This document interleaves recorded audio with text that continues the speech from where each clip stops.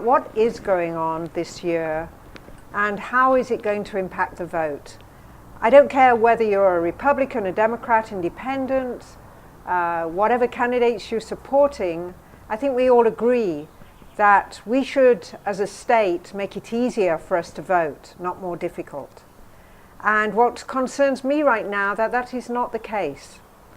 Not only is voter registration very complicated and you need this form and that form and so on, which it shouldn't be, but also these elections are consolidated and they made major changes for local city elections.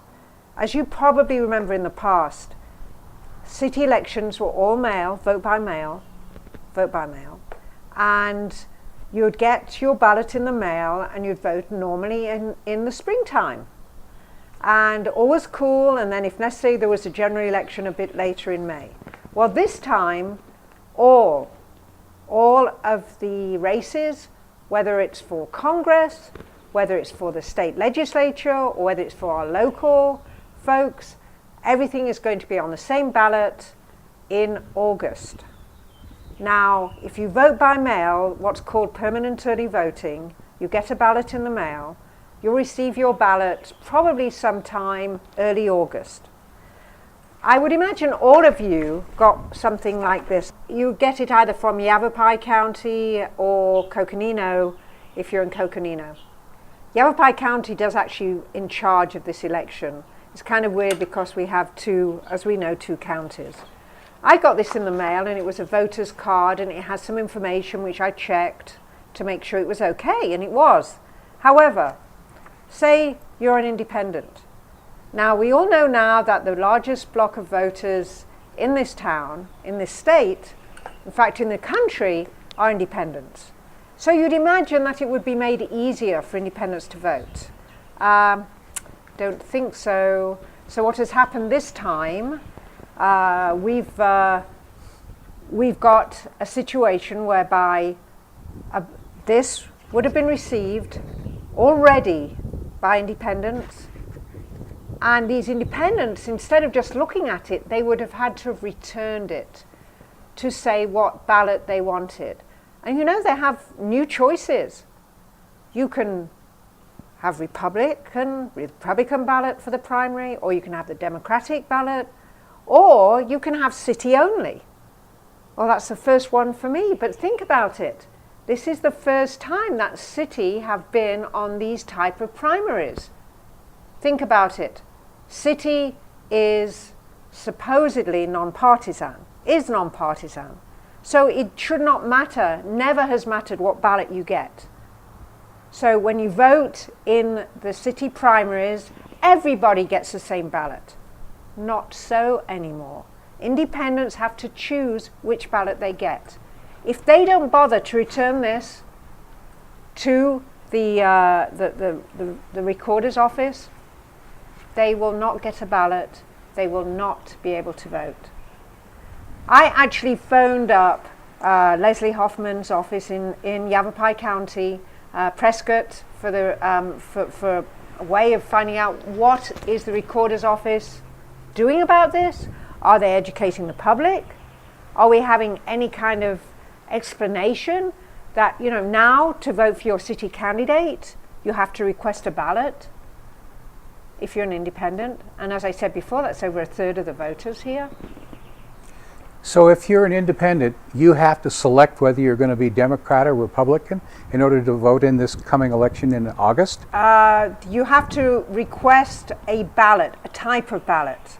So it can be a Democratic ballot because you'll have the Democrats for the other elections, because it's all on the same ballot now. Remember, it's consolidated. If you're Republican, you'll get them all. You'll get whether the congressional candidates for the Republican primary, you get the congressional, you'll get the state, and it goes right down to the city, where there's just the city. Now you can just, if you don't care about the others, you don't want to vote in the primaries for the Republicans or the Democrats, you can just vote for the city. But you have to put it there. You have to fill out this form and send it in. And that is what I'm worried about, because this came in an ordinary envelope. I I just said, oh yeah, this is my card. Most people would have seen it was their card. How many people would have thought, I have to send something back here and I have to say what kind of a ballot I want. And if I don't do that, I am not going to receive a ballot. So if you get an independent ballot, you will get both the Republican and the Democratic. No. So in effect, you won't get a ballot. Yeah. You will not get a ballot, full stop. Now, the only thing you can do, now this is only for those people who vote by mail. Now, if you normally just go to the poll, which you can do this time, now never before, or normally city elections, you cannot go to the poll. This time you can, that's another change. So, if you do not vote by mail, and you can go on the 26th of August to the polling station and stand in line, and you can vote whichever ballot you want, and you'll have an option of city only, or Democrat, or Republican. Okay, now, if you are a vote by mailer, okay, in other words, you normally vote by mail, you're on the permanent early voting list, or an absentee, but whatever it is, and you decide, well, you know what, I didn't do this, so I'm just going to go to the poll, because that's the only recourse I have. If you go to the poll and vote and ask for a ballot, they will tell you you have to do a provisional ballot, because there's a chance that maybe you're trying to ride the system and actually vote twice. So just maybe, you know, we're not going to give you a proper ballot. We're going to give you a provisional ballot so that we can check to make sure you haven't voted before by mail. Are you thoroughly confused now? I am completely confused. What if I don't do anything? You don't vote, which is going to, you know, the sad thing about this is we have a very tight race. We've got a mayor's race where there's 2 candidates. We have a number of candidates for council. Wonderful people like me. No, sorry, it's just a joke over. But no, the important thing is that it's important that people vote. We have a choice. Everybody has a choice to pick their councillor and their mayor. Isn't that the idea of democracy? I thought it was. Yeah. So if I am registered independent and I do nothing, will I get to vote in August? You can try. You can go to the poll and you can get a provisional ballot. You will not get if you normally vote by mail, you will not receive a ballot in the mail if you don't do anything. Even for city, even for the city, even though it's non-partisan and you shouldn't have to do something. Normally you should not. So primaries are, there's a lot of controversy in Arizona anyway about primaries. They've been talking about changing them, and I wish they would. But until they do, this is now what we're having to cope with, not just for the congressional, not just for the state, but now for city elections too. So we could see a very low voter turnout this coming August. I hate to say it, but yes.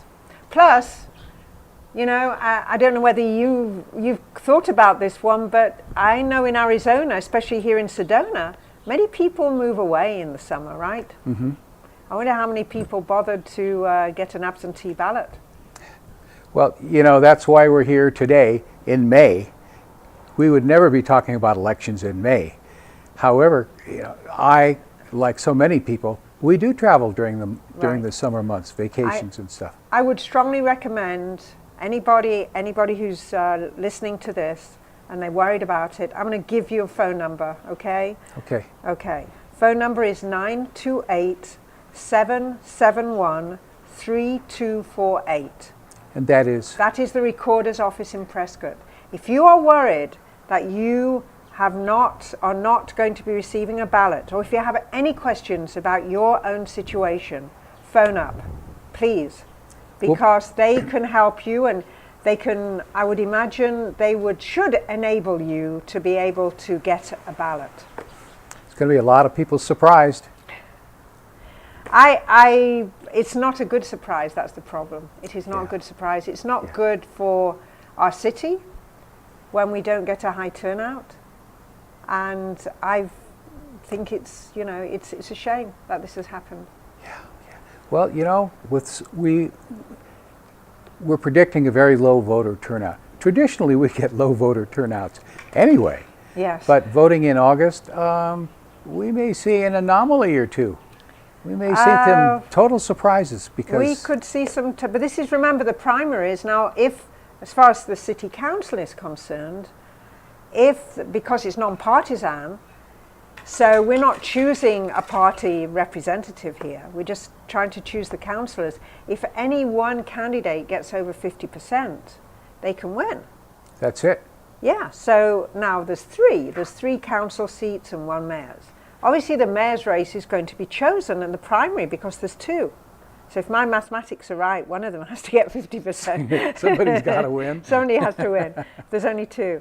But with the rest, with the city council seats where there's three, I don't know how many people will end up, but there could be quite a number of candidates.